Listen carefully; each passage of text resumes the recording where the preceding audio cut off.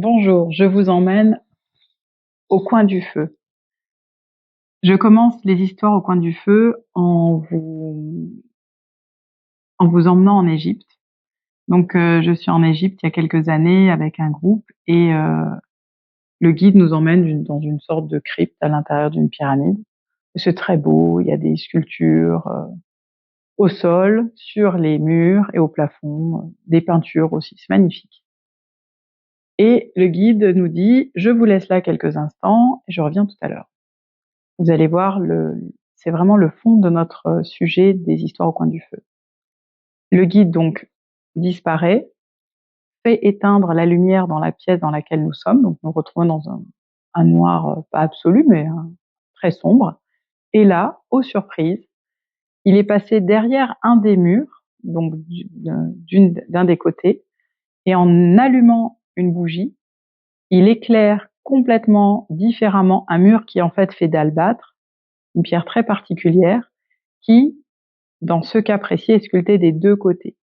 Et en fait, elle était sculptée de notre côté, c'est ce que nous avions vu en arrivant en plein jour, entre guillemets, puisque c'était avec des lampes, c'était éclairé de manière, voilà, c'était éclairé mécaniquement. Mais de l'autre côté, il y avait complètement une autre scène. Et la scène que nous avions vue était destinée pour tout public, mais la scène qui était derrière, c'était vraiment les dieux, les déesses, c'était vraiment un autre plan. C'est-à-dire que même la taille des personnages n'était pas la même. Quand nous sommes rentrés, il y avait une certaine hauteur de personnages et à l'arrière, ils n'avaient pas la même amplitude, pas du tout la même aura. Ils avaient un déploiement complètement différent et la pièce prenait un tout autre sens. Pourquoi je vous raconte ça? Parce que nous allons faire exactement la même chose. Je vais vous proposer des ensembles d'histoires qui sont, en psychologie, nous appelons ça des cas cliniques.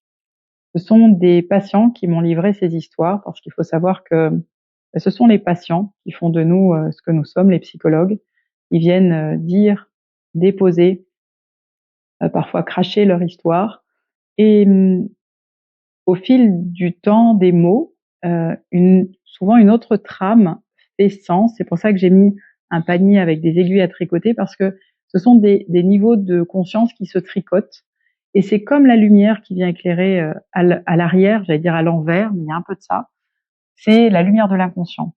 Donc le choix que nous faisons avec les histoires au coin du feu, c'est pas de...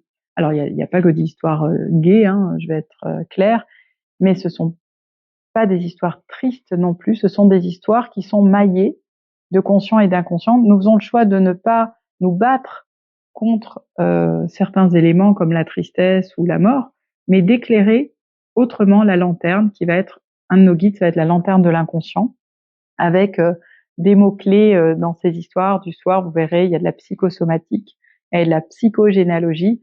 Il y a aussi quelques actes psychomagiques, parce que ça fait partie aussi parfois de la thérapie. Je voulais vous parler de tricoter parce que il y a cette notion de maillage, mais il y a aussi cette notion de détricoter. Vijayananda nous dit que dans la vie, il y a plus à défaire qu'à faire. Et vous allez voir, parfois en défaisant certains schémas au niveau de l'inconscient familial, ça permet qu'adviennent de nouveaux possibles. Donc je nous souhaite au coin du feu de nouveaux possibles.